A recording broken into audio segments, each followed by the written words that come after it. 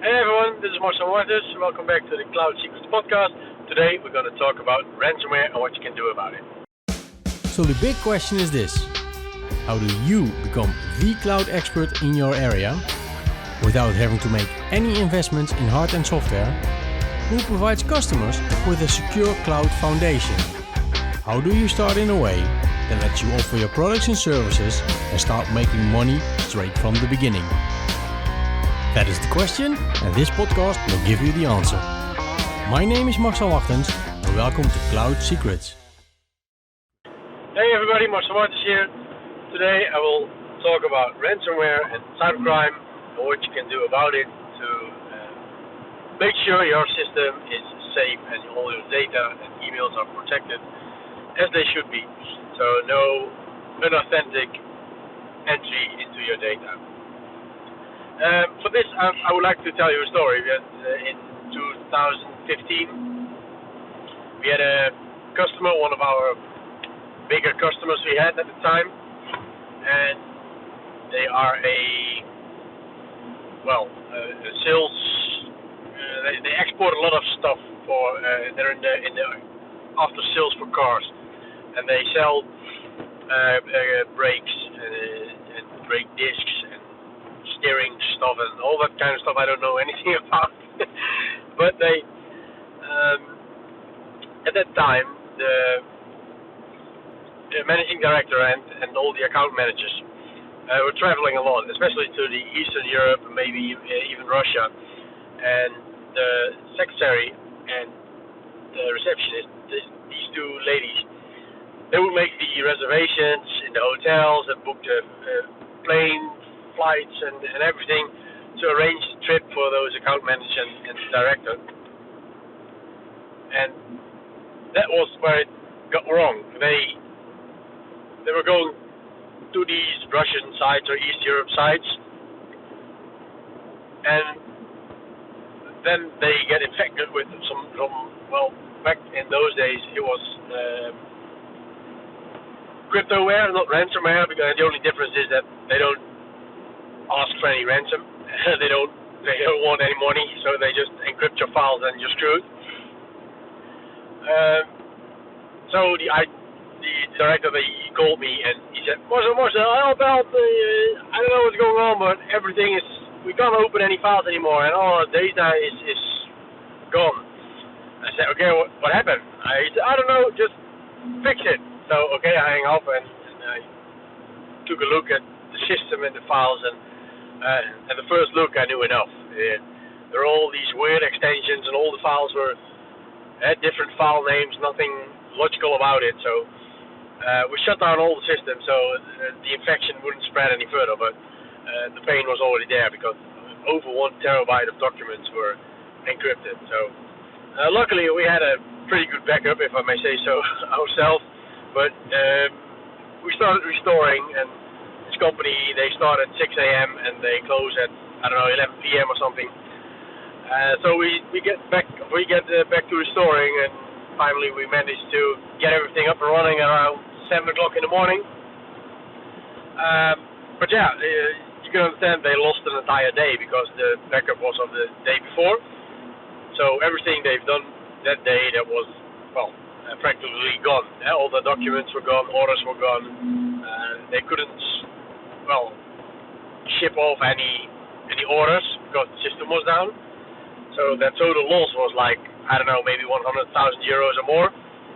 So they were really, really, really mad and not amused about the situation. And so I talked to them, and they asked me, why is it that we were infected? We got your systems, we host everything at you, we got your protection. How did this get through our filters and antivirus software? That's a good question. I took it back up with ESET, the software we use for the protection. And yeah, there's no one will ever guarantee 100% security, because it's these guys, those hackers or whatever programmers who are trying to steal all your stuff or do bad things. They always try to keep one step ahead of us. We can build the most secure systems that we can think of, but they will always try to hack it and breach it. So it's just sports for them. It's just a game, and gives them credit in these dark areas on the web because they can show off and look at me, I've done this or this, and I've hacked it, do that. But not a few weeks later, same thing happened. You can guess, and they were even madder than madder is an English word. They were pretty pissed why it would happen again. And sure, I would feel the same thing if it would happen to me, especially if it happens 2 times in a row in a very short period of time. But at that moment, we did the same thing. We went restoring all night, so they could be working in the morning again. And we went back to ESET, and I told the managing director of, I believe, European, Middle Eastern, and Africa, okay, what can we do to prevent this from happening? As a small company at that time, I know we had around 7 people or something working for us. So we didn't have a lot of resources to, dedicate a few people on it, but the pain was so enormous that I didn't care. I wanted to solve this problem that our customers wouldn't be infected anymore, and no more data would be lost. So we've made 2 engineers available, and they've been working like 2-3 months. While in the second month, we were testing and trying and see what we could figure out to be able to prevent the ransomware from coming through. And in the second month, the same customer was infected for the 3rd time. Well, you can guess what kind of conversation I had with them. It was not a funny and pleasant talk. It was, so I don't know, maybe my worst meeting in years, because they lost 3 days of business, so it was like close to €500,000 that they would be lost in revenue. So you can imagine how they feel at that time. So they asked me, more so just told me, Marcel, I don't care what you do, we need to fix this. I said, yeah, I like to, but it's out of my hands, and it's not that I would like to blame other people or the providers or just to get it off my plate. No, I'm a responsible person, and I take responsibility for everything that I do. So also for the software and services I provide. And even if it's excluded in our terms and everything, it doesn't matter. I just want a happy customer. So I will do everything in my power to make sure that they can work safely. And that's my effort. I'm gonna put in every single time, again and again and again and again.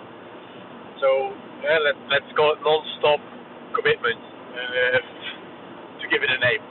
But as we progressed with ESET, and at that time we were at top-level engineer or even the developers themselves who we were talking to. And at 3 months, we finally figured out with them how we could prevent the ransomware from coming through to the systems, bypass the virus scanner. So it was a big euphoria. Woo! We have finally had a solution, but we were a little holding back, not to be too enthusiastic, because we just wanted to make sure that it wasn't going to happen again. After 3 times, it's not like you check a bullet or something and it's fixed. But pretty, to tell you what the solution was actually pretty simple, because if you know what ransomware does and how it infects the system, and when somebody goes to a website that has the bad software that will infect your system, it will execute some script, probably Java or something else, which will start a Windows component.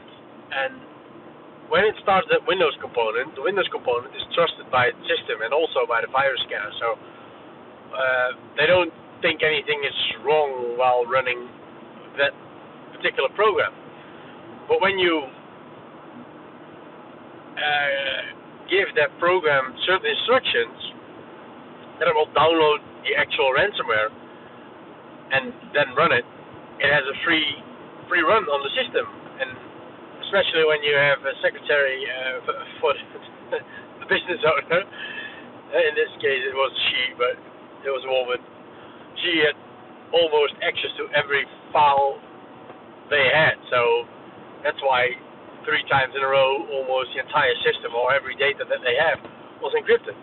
So what we basically did to solve that problem was we just told that the virus scanner that it cannot allow programs like Google Chrome, Internet Explorer, Outlook, whatever kind of program, that they are not allowed to start another Windows program which would normally download the ransomware. So in this case, by stopping program A from starting program B, we were able to completely stop all kinds of ransomware that would try to enter the system. Since then, I believe it was March 2015, we didn't have any infection at all. It's now 2019, July, 1st of August, while I'm recording this, so it takes a couple of days for this to get in the air, but it's like over 4 years that we didn't have any system that was breached. So I thought, how could we make this available to the general population and make sure every business, especially here in the Netherlands where I operate with my business MIT services, how can we make this available to all business in the Netherlands so they can be safe and always be safe in business? Well, it doesn't cost a thing, because for like €2.58 you can protect the system, but a month, by the way. But here in the Netherlands, it's not easy to just sell something such as low price, because you've got all the big companies and all those IT managers there, and well, as cocky as it may sound, they all think they know it better. So, and if you go back to the news, we've got the harbor which was infected. So all these ships and all these transports and all the docks were locked down for days and days, and ships were waiting in sea to be able to offload their containers. And lots of products were wasted because there was food and they need to be fresh, and I don't know. After that, we had Organon. Organon is a big pharmaceutical company here in the Netherlands, and I believe they had been like 3 to 4 months without any computers or laptops at all. So people would need to bring in their own laptop, their private stuff, which get checked by IT, and then they had like one laptop per department, on which people could spend like 15 to 30 minutes a day on the laptop to perform their work. So it's insane if you think about it, that such a big company that was now for like 3 months totally shut down, or pretty crippled if they can only work like 15 to 30 minutes per person a day on a computer. It's insane. And if I told you, well, let's say they got 10,000 computers, that they could prevent that from happening for like 30,000 euros a month. Take a look at the losses they've made now by being almost completely shut down for 3 months. You know, those are laboratory labs. I don't know what the word is. Labs. So a lab is completely dependent on computers and systems and data, and when that's not available, well, you can't work. So, well, I got tons of examples. I can all call them here, but I hope you can feel my passion about this, because I think it's the wrong. If you try to save money, buy a cheaper computer, which is a little bit slower, but do not ever never cut short on security. And it's not that I'm paranoia and that you always should use incognito browsers and delete all your cookies and stuff every day. No, completely the opposite. But just the basics. You need to cover the basics so you can just start working every day with the certainty that your system will be safe, secured, and unavailable to unauthorized access. So that's for today. I hope you enjoy this. If you do, please leave a review on iTunes. You can also watch me on YouTube on my channel. Look for Cloud Secrets and you will find it. I will put the link below.